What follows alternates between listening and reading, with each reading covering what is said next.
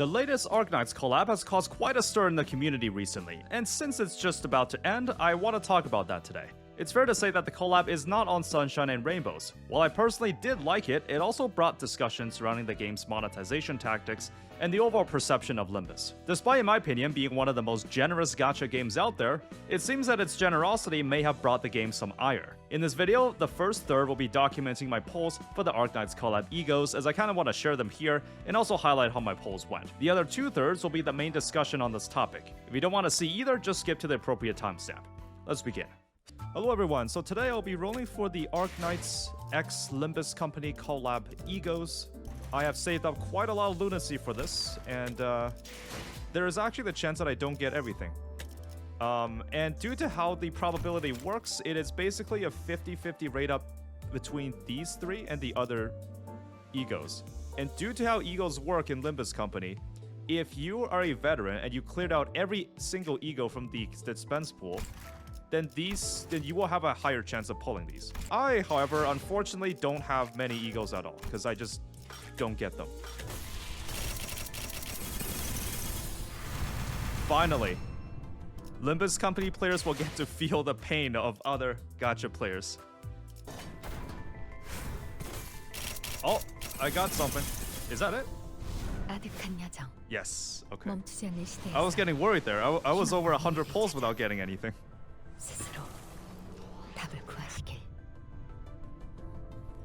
Unfortunately, I'm not too familiar with the references to Arknights. In fact, this whole collab is actually it was very unlikely it was going to happen. You typically don't see gacha games collab with other gacha games. It's cool that it rolls blue. You don't see that often. Actually, not at all, I think. So I think that animation is actually unique to this collab. Okay. If it glows it glows... Oh, this is a new one.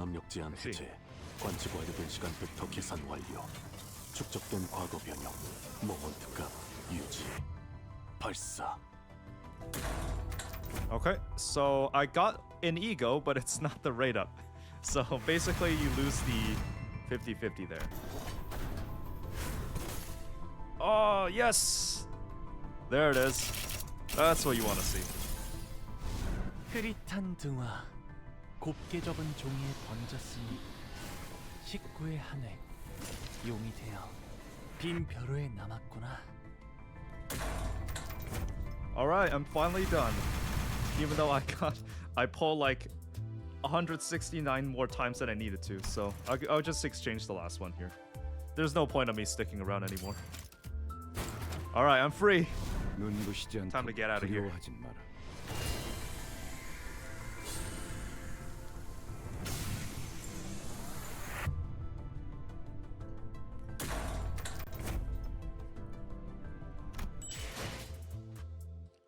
Alright, and that's all three of them. So that's that. I went from 65,000 to 20,000. Honestly, it could have gone worse. So as you saw, I saved up around 65,000 lunacy for this occasion, and I got everything after 45,000. That's around 370 pulls in total. All in all, it could have been worse. In the absolute worst case scenario, you would need the equivalent of 600 pulls or 78,000 lunacy to pay everything if you're super unlucky. Let's review what the ego gacha rates are. On the Arknights banner, the rate up chance is around 0.65% of the 1.3% for ego drop rates, with each individual ego split down that 0.65% even more. However, a major caveat is that since this is a limited collab banner, the 3 gacha egos will not be available in the dispense pool, and there's no predictable schedule when they'll be available again, if at all. Suddenly, when you don't have the dispense mechanic, the game isn't so generous. No matter which way you look at it, a 0.65% chance is not good odds. Of course, due to how the ego system works in Limbus, if you already have every other ego in the pool, then you have an easier time since there's no other ego that can spook you. This means if it's not clear enough, veterans get a fairly big advantage here. As they will naturally have more lunacy saved up, it might have all egos cleared out in the pool. New players will have to luck out if they want everything for free. Even the 100 or so pulls given out is probably not enough for most players. Let's take a look at the general reception of the collab. While many praise it for its quality and faithfulness to the source material with regrets that this is a limited event and will not remain permanent, I also quite enjoy the story and final boss fight at the end, and I can tell that the director for Project Moon has knowledge of Arknights. On the other hand, if you also take a look at what people have been criticizing on the collab, we'll start at the Steam charts. If you hover over the ratings during the time of the collab, we see something peculiar. Now, what on earth do people have a problem with? Well, I can summarize it in 2 core statements. Poor ego gacha rates and how the lack of dispense option betrays the perception that Limbus is a generous game. Let me first state one aspect of these arguments that I think is valid. If someone saves up a really long time, say a couple months, in the hopes of getting something they want in a gacha game, and ends up not getting it, that's definitely gonna piss anyone off and kill their enjoyment of the game. Fate Grand Order players have been dealing with this for 5+ years without a pity system. A 0.65% rate up or an individual 0.21% chance for each ego rate up are not good odds. The pity is at 200 pulls per rate up item and no carryover. There is no argument under the sun can you argue that this is generous. Without the average of a couple hundred pulls, there's no way you can reliably get all 3 collab egos without some luck. Now, obviously luck works in both ways. Some people will get lucky and some won't. And there's going to be people that vent out their frustrations because they got unlucky. Well, congratulations, you just figured out what a gacha game is. Now let me make something very clear. Limbus Company is a gacha game, and gacha games tend to use a wide array of predatory practices to keep you playing. What this collab event entails is something called fear of missing out. If you don't get these limited items now, there's no telling when they'll come back, if at all. People also argued about the Amiya announcer being sold separately.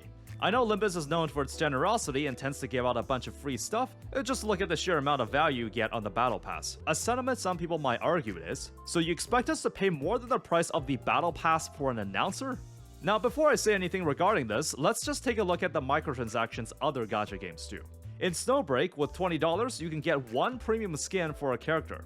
In a lot of gachas, spending $1 per pull is considered good value. $20 for 20 pulls is seen as a generous deal. You're forgetting the Amiya announcer also comes with 20 pulls. If you haven't bought the top-up packs for a while, you can actually get it with a $15 combination.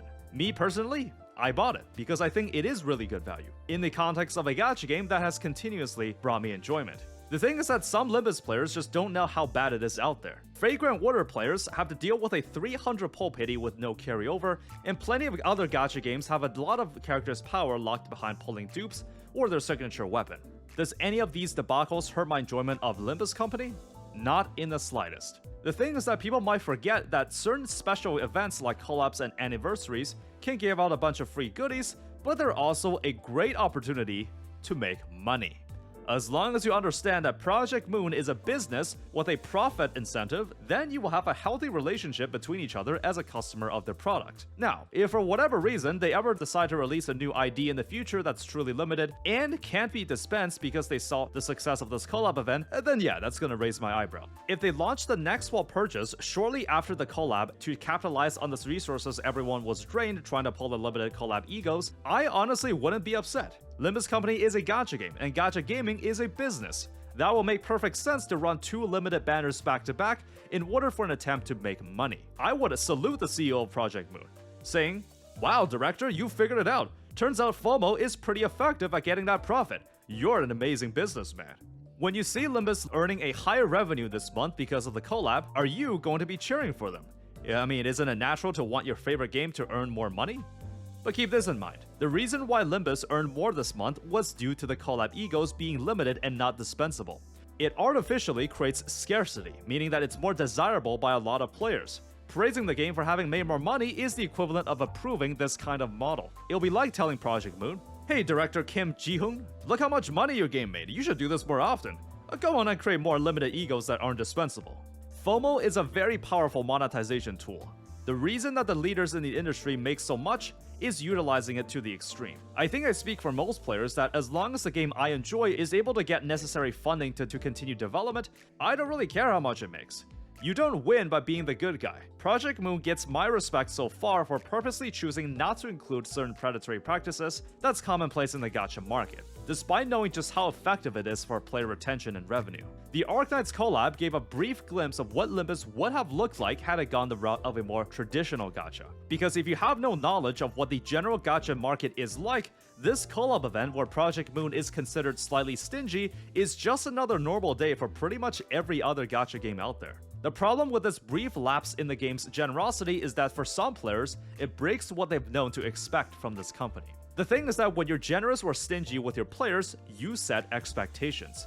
The best possible scenario is when you're always stingy and players are willing to put up with it. Just look at FGO. When there's the off chance that you're remotely generous, then everyone praises you. Limbus's generosity has ironically become one of its Achilles heel. Nobody likes it when something they used to have is taken away. And I can assure you, for any future occurrences, when something like this happens again, expect to see the same backlash. Let me restate this as I did in my predatory gacha tactics video. Project Moon is not your friend. It is a business, and you're the customer. That's all they are, and that's all you are. As a game, Limbus has brought me hundreds of hours of enjoyment, and I'm okay with the collab being handled the way it was. It's only when you start building a parasocial relationship with a brand or company that you start to lose sight of who you are as a consumer. Anyways, hope you enjoyed this brief discussion video on the collab, so let me know what you think. Subscribe if you want to see more less serious and more opinionated videos like this. Thank you for watching, be sure to spend moderately, and have fun out there.